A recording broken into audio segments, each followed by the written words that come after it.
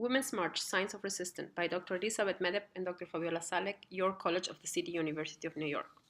Surreal was voted the 2016 Word of the Year. New York City's Donald Trump, who freely makes misogynistic comments and who boasts of grabbing women inappropriately, was elected President of the US, albeit only through the Electoral College and not the popular vote. Liberal women, men, and children were and continue to be outraged.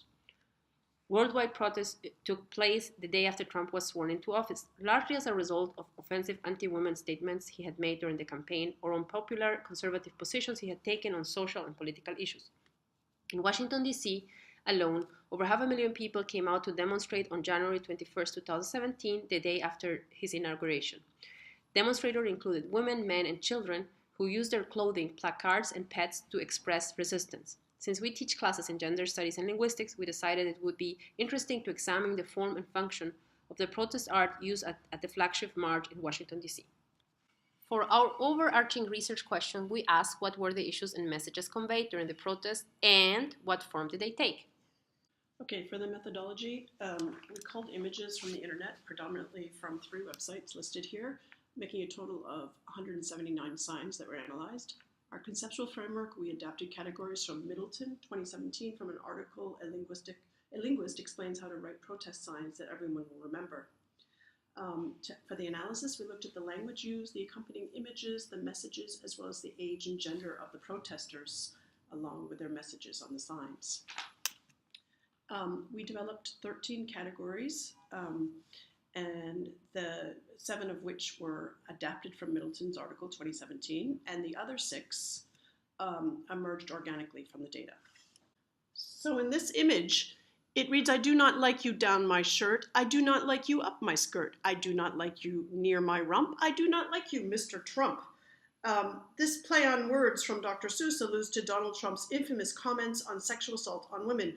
As is made very clear in this sign, our categories are not mutually exclusive, and the image combines several categories of parallelism and rhyming in that it provides structural symmetry and prosodic patterning along with a play on words. In the next sign, we see that it says tiny hands, huge asshole, and it's the tiny hands, which is a part for a whole, referring to a personal characteristic of Donald Trump. And also the huge asshole is his kind of mirroring of his pronunciation, Donald Trump's pronunciation, of New York city dialect of English by assimilation of sounds. In the next sign, you see a child, and it says, "You're fired 2020." A child reappropriating Trump's famous words, "You're fired," from his American game show, The Apprentice.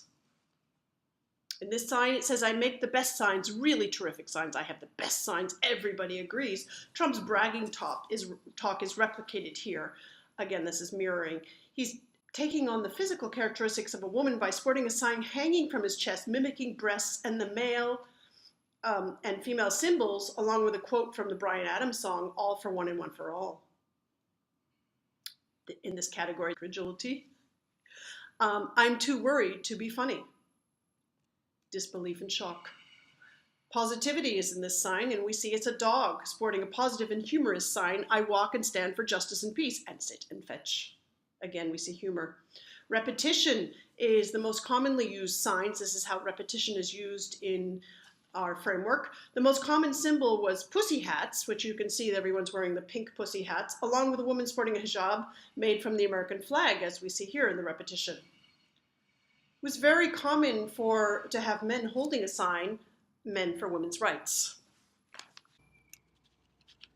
A balloon that quotes Michelle Obama's famous words, "When they go low, we go high." Of course, a balloon is the appropriate medium to convey this message since it's quite literally high in the air. Didactic reference. These signs were often held by men at the Women's March, showing solidarity. This sign pointing to his penis also is a mirroring of the infamous Pussygate comments. Feminist lexicon. Cisgender is a term for people whose gender identity matches the sex they were assigned at birth. In the final moments of the final presidential debate, Donald Trump said Hillary Clinton was such a nasty woman. Her story is history written from a feminist perspective, emphasizing the role of women. Play on words. We the Pussy reference we the people, with the rainbow as a symbol of LGBTQ. It's a play on the infamous 2005 Access Hollywood recording, also dubbed Pussygate. The iconic Barack Obama Hope poster is an image of Barack Obama designed by artist Shepard Fairey. In the Trump version, half of his face is Hitler with the words Nope. These images convert the rattlesnake into a uterus, and it's a play on the Gadsden flag, which, as a modern use, was the flag used by the American Tea Party. Social and political issues. This sign has the Black Lives Matter movement and also the LGBTQ movement combined. The next sign, Love is Love, is a reference to the ongoing Russia investigation and collusion from Russia with the Trump campaign. In the sign, you see Trump and Putin kissing, which is also a reference to the homophobia that this administration has. Historical reference. The familiar symbol of illegal abortion is the infamous coat hanger, one of the many methods used mainly when abortion was illegal. Suffragettes were members of the women's organizations in the late 19th and early 20th century, and this woman is wearing the outfit that the woman wore at the time.